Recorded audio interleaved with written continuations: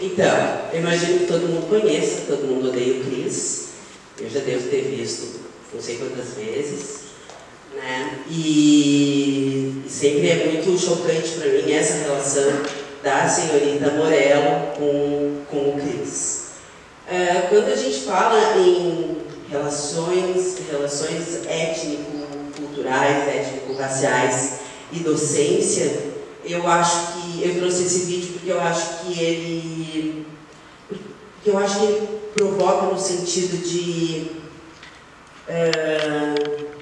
expandir as relações raciais nos ambientes escolares. A gente está tratando ali de educação básica, mas enfim, relações em espaços escolares, elas tendem a se reproduzir, né? E geralmente a gente fala em relações étnico-raciais e a gente pensa muito em trabalhar as relações entre estudantes, né? A gente está trabalhando relações entre estudantes, brancos, negros, indígenas, de diversos pertencimentos raciais, mas existe evidentemente uma relação de professores com alunos e alunas, né? E existe evidentemente um componente racial que se coloca nessa relação, que é presente nessa relação entre estudantes e professoras, professores. Como é que a gente, num espaço como o Departamento de Arte Dramática, vê e trabalha essas relações? Eu não tenho uma resposta para essa pergunta. Tá? São provocações. A gente vai falar um pouco, depois a coisa vai para o debate. E eu queria... Essa é uma das perguntas que eu jogo para vocês, assim. Como é que a gente constrói essas relações, né? Como é que a gente enfrenta a hierarquia racial que a gente sabe que existe dentro da nossa sociedade brasileira, né? Como é que a gente enfrenta essa hierarquia racial dentro do Departamento de Artes Dramáticas? Uma das coisas que me aconteceu quando me fizeram esse convite foi uma certa surpresa, porque como vocês ouviram, a Silvia leu o meu currículo e eu não sou uma cria do Departamento de Artes Dramáticas. Assim como meu colega Fábio Castilhos, amado, querido, sentado ali, me formei, me licenciei em teatro pela Universidade Estadual do Rio Grande do Sul. Não que eu não tenha tentado diversas vezes, adentrar as portas do Departamento de Artes Dramáticas. Mas a sociedade está construída de uma forma que dificulta que determinadas portas se abram para a gente, né? Eu devo dizer que eu devo ter tentado, sei lá, eu não vou dizer o número de vezes porque vai ficar feio. Mas eu tentei diversas vezes, né? Sempre tinha lá, fazer prova específica e tal, prova específica, ok. Né? Daí quando chegava lá na química, física e matemática, não tinha jeito, ficava.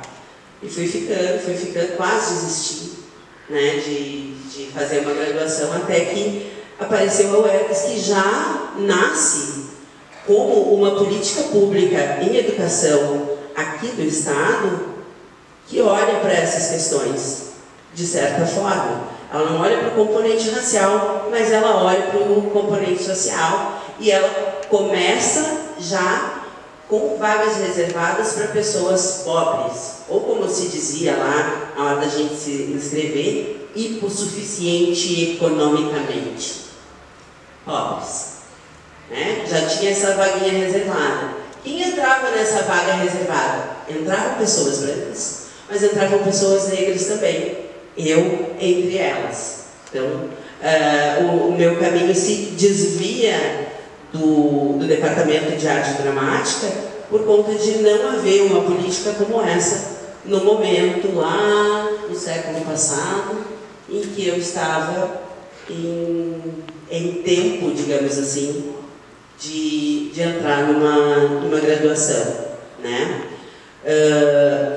E aí eu vou olhar as fotos ali na galeria e eu vejo que dessas fotos mais antigas eu consigo ver 3 pessoas negras. Nas fotos mais antigas, nas fotos em preto e branco que estão nas paredes, eu consegui ver 3 pessoas negras. Uma, o Hermes Mancilha, outra, a Celina Alcântara, e um outro, que eu acho que era Rubens, o nome Rubens Silva. Isso, as 3 pessoas negras. E a Vitória da Silva, a primeira atriz formada pelo CAD, da primeira turma do CAD.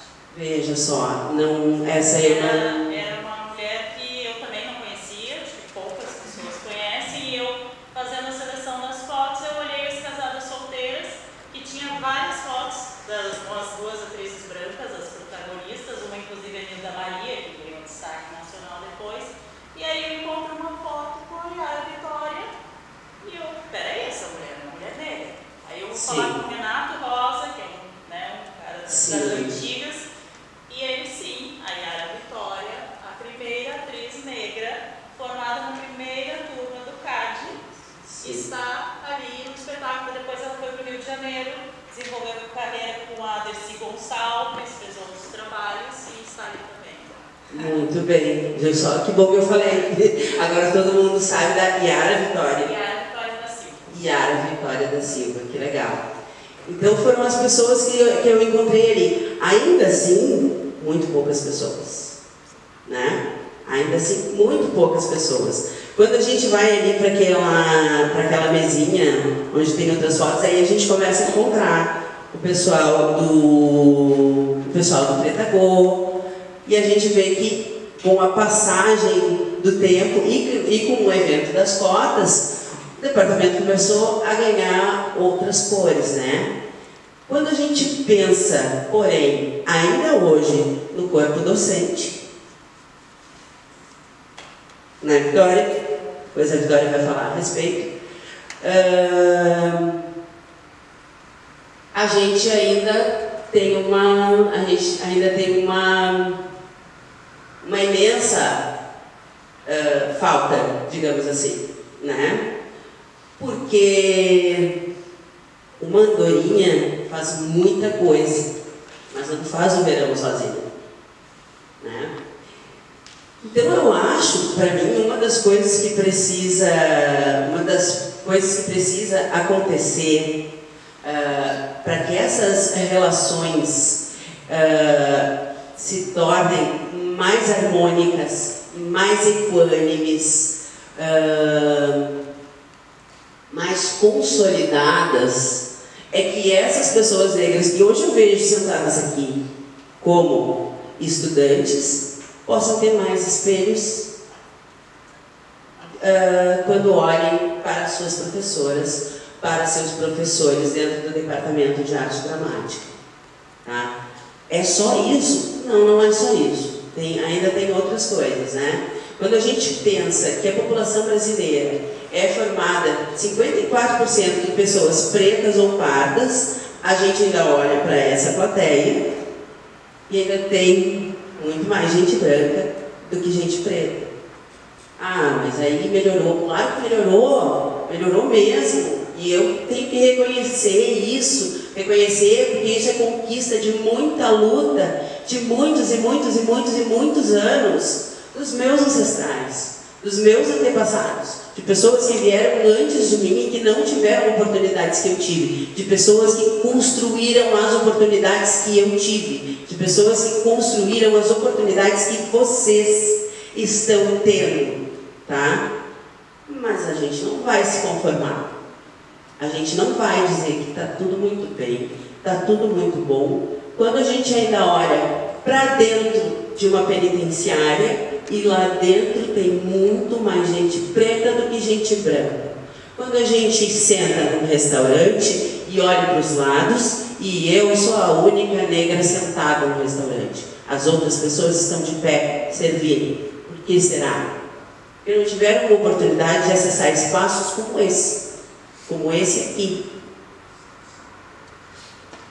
Eu acho que para um início de conversa, era isso que eu tinha para dizer. Só fecho as coisas dizendo, mais uma vez, como a Silvia leu ali no início, eu sou filha do projeto de descentralização da cultura, que não apenas fez com que eu desse os meus primeiros passos na carreira teatral, como fez com que eu desse os meus primeiros passos na docência também, né? Foi a primeira vez onde eu pude me experimentar como oficineira, trabalhando com uma turma na oficina de Teatro da Glória, onde o Thiago era meu aluno, tá? Falando das oficinas da descentralização da cultura, ou das cotas de caráter racial, ou das cotas de caráter social da UERGS. O que eu quero dizer com tudo isso? Que a gente tem que continuar criando, investindo e lutando por políticas públicas em educação e cultura para dar uma cara mais preta para esse nosso país. É isso.